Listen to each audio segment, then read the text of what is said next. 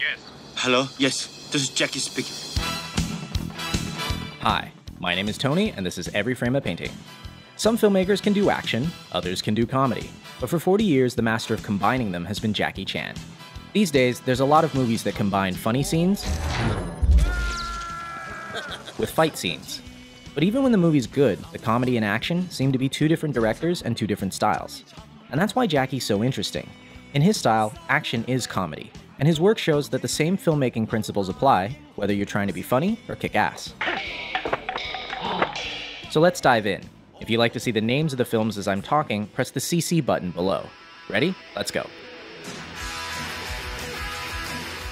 So, how does Jackie create action that is also funny? First off, he gives himself a disadvantage. No matter what film, Jackie always starts beneath his opponents. He has no shoes, he's handcuffed, he has a bomb in his mouth. From this point, he has to fight his way back to the top. Each action creates a logical reaction.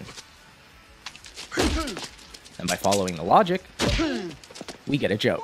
In movies, this comedic style goes back to the silent clowns like Chaplin, Lloyd, and Keaton. But I think Jackie has distilled it down to one line of dialogue. Please! I said I don't want trouble! Because he's the underdog, Jackie has to get creative, which brings us to point number 2. He uses anything around him. This is the most famous aspect of his style. Take something familiar, do something unfamiliar. I've seen him fight with chairs, dresses, chopsticks, keyboards, Legos, refrigerators, and of course, not only does this make each fight organic and grounded, it also gives us jokes that couldn't happen anywhere else. Number 3, Jackie likes clarity. He doesn't do dark scenes where everything is color-corrected blue. If his opponent wears black, he wears white. And if his opponent's in white, then he's styling. His framing is so clear that in every shot, he's setting up the next bit of action. Here, even though we're watching the stuntman, 2/3 of the frame is the staircase. A few seconds later, we see why.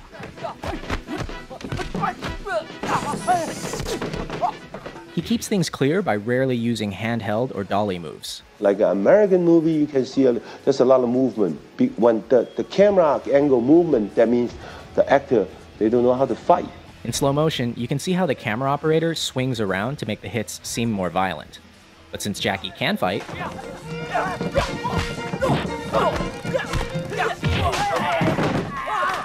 I never move my camera.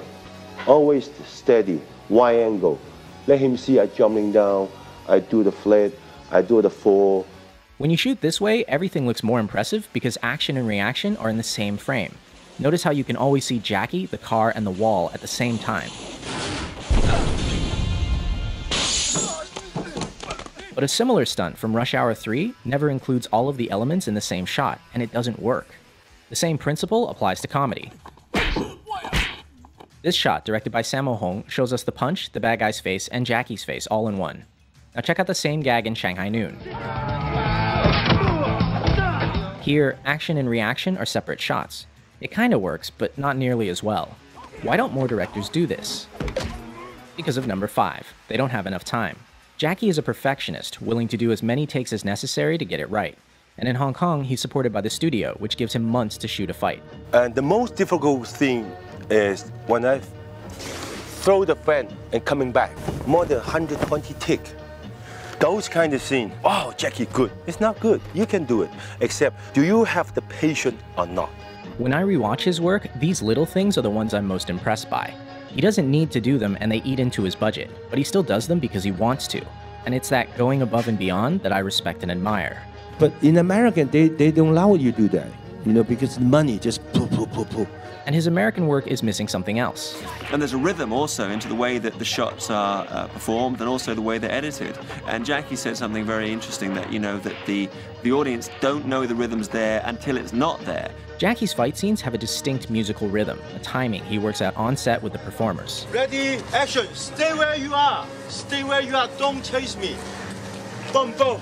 Then, boom, see? Everybody looks good. Even experienced martial artists have trouble with it. In his earliest films, you see him learning the timing from Yuan Heping, and it's very much like Chinese opera. But by the mid-80s, working with his own stunt team,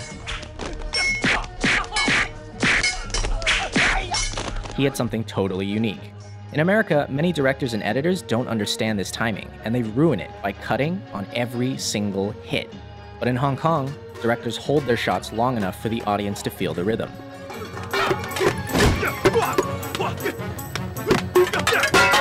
The most important part is editing. And most of the directors, they don't know how to editing. Even the stunt coordinator, they don't know how to editing. Hong Kong directors like Jackie and Sammo cut a particular way. In the first shot, you hit your opponent in the wide. In the second shot, you get a nice close-up. But when you cut the shots together, you don't match continuity. At the end of shot 1, the elbow is here. At the beginning of shot 2, it's all the way back here. These 3 frames are for the audience's eyes to register the new shot, and they make all the difference. I'm start from here, here.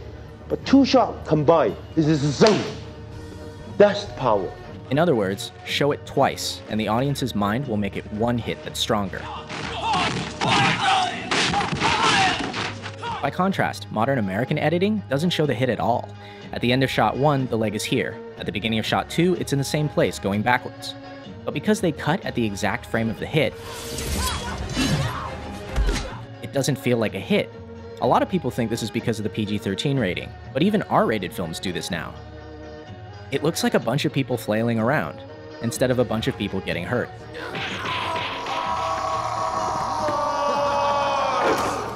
Ouch. Which brings us to number 8, Pain. Unlike a lot of action stars who try to look invincible, Jackie gets hurt. A lot. Half the fun of his work is that not only are the stunts impressive,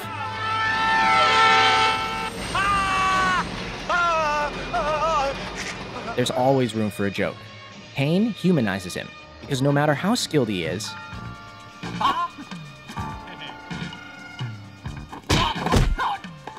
he still gets smacked in the face. In fact, Jackie's face may actually be his greatest asset. Many times the look he gives is all it takes to sell a joke, like when he does an entire fight holding a chicken. Or dressed as Chun-Li. And last, Jackie's style always ends with a real payoff for the audience. By fighting his way from the bottom, he earns the right to a spectacular finish.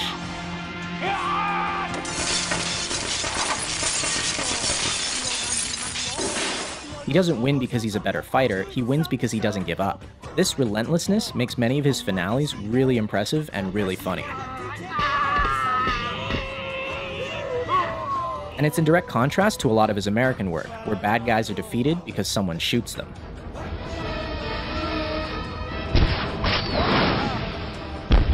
Come on! But most of all, I think Jackie's style proves something. Action and comedy aren't that different. In both genres, we want to see our best performers. And I think a lot of modern action directors are failing completely. These actors are skilled artists, some of the best in the world. Why are the directors so unskilled? Why am I paying money to not see the action? Whatever you do the best you can, because the film live forever. No, because you know that they're raining and the actor don't have time. I said, would you go to every theater to tell the audience? No, the audience see on the theater, good movie, bad movie, that's all. Exactly. This work will last. And on that note, I leave you with the greatest death scene in film history.